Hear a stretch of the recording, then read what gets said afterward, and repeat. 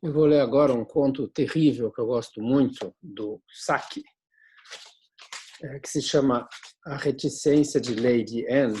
O Saki tinha como nome original Hector Hugh Munro. Né? É um conto terrível, eu estou traduzindo diretamente do espanhol. Né? A Reticência de Lady Anne. Egbert entrou no gabinete, espaçoso e sucintamente iluminado, com o ar de um homem que não está seguro se entra em um pombal ou em uma fábrica de bombas e está preparado para as duas eventualidades. A discussão doméstica insignificante ocorrida diante da mesa do almoço tinha sido disputada sem chegar a um termo definitivo, e o problema era saber até que ponto Lady Anne se encontrava com disposição de reiniciar ou cessar as hostilidades. Sua postura no sofá, ao lado da mesa de chá, era de uma rigidez um tanto artificial.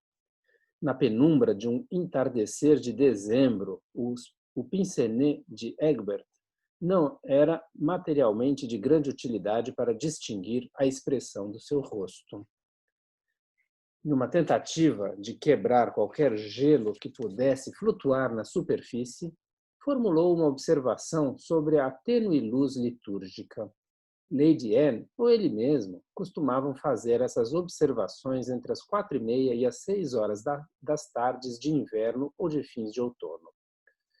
Fazia parte da sua vida conjugal. Não existia uma resposta estabelecida para ela e Lady Anne não deu nenhuma. Dom Tarquínio estava deitado sobre o tapete por amor à chaminé, com uma soberba indiferença ante o possível mau humor de Lady Anne. O seu pedigree era tão irrepreensivelmente persa como o do tapete, e seu colarinho peludo entrava na glória do seu segundo inverno. O jovem criado, que tinha tendências renascentistas, o havia batizado como Dom Tarquínio. Se dependesse só deles, Egbert e Lady Anne infalivelmente teriam posto Fluff, mas não eram obstinados. Egbert se serviu de um pouco de chá. Como não tinha o menor traço, menor aspecto de que o silêncio se rompesse por iniciativa de Lady Anne, tomou coragem para realizar outro esforço hercúleo. A observação que fiz durante o almoço tinha uma intenção puramente acadêmica, disse ele. Você parece atribuir uma significação desnecessariamente pessoal ao que eu disse. Lady Anne manteve sua barreira defensiva de silêncio. Displicentemente, o tentilhão montês é um pássaro. O tentilhão montês encheu o intervalo com um canto de Ifigênia em Tauride. Egbert reconheceu isso imediatamente, já que era o único canto que assobiava o tentilhão,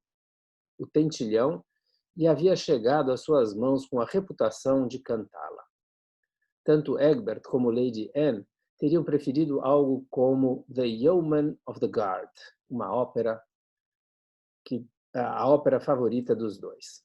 Em matéria de arte, eles tinham um gosto similar. Os dois se inclinavam pelo sincero e explícito na arte. Um quadro, por exemplo, deveria dizer tudo por si mesmo, com a generosa ajuda do seu título. Um cavalo de guerra sem ginete, com o equipamento completo em evidente estrago que irrompe, tropeçando por um pátio cheio de pálidas e desfalecentes mulheres e com a anotação à margem de más notícias. Sugeria às suas mentes uma meridiana interpretação de catástrofe militar. Isso permitia apreciar o que se deveria transmitir e explicar a seus amigos de inteligência mais obtusa. O silêncio se prolongava. Como regra geral, a raiva de Lady Anne se tornava articulada e acentuadamente volúvel no final de 4 minutos de mutismo introdutório. Egbert pegou a jarra de leite e verteu parte do seu conteúdo no pratinho de Dom Tarquínio. Como o pratinho já estava cheio até a borda, o resultado foi um patético transbordamento. Dom Tarquínio contemplou isso com um surpreso interesse que se dissipou em uma impassibilidade artificial quando foi solicitado por Egbert para se aproximar e engolir parte da substância derramada. Dom Tarquínio estava preparado para desempenhar muitos papéis na vida, mas o de aspirador na limpeza de tapetes não era um deles.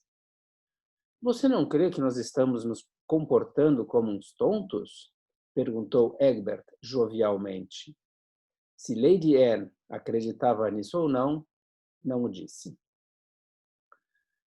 Me atrevo a dizer que, em parte, a culpa foi minha, prosseguiu Egbert com uma jovialidade que se evaporava.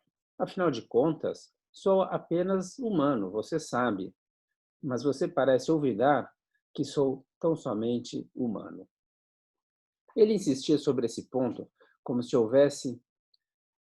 tivesse havido infundadas insinuações de que na sua conformação, na sua forma aparente, havia traços satíricos, com apêndices caprinos ali onde o humano terminava. O tentilhão montês começou de novo a cantar Ifigênia em Tauride. Egbert começou a sentir-se deprimido.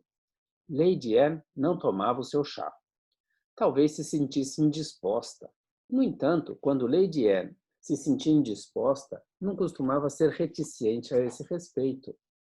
Ninguém sabe o que eu sofro por causa da indigestão, era uma de suas afirmações favoritas. Mas a falta de conhecimento somente poderia se dar por causa de uma audição defeituosa. A quantidade da informação disponível sobre o tema teria proporcionado material suficiente para uma monografia. Evidentemente, Lady Anne não se sentia indisposta. Egbert começou a considerar que estava sendo tratado de um modo pouco razoável.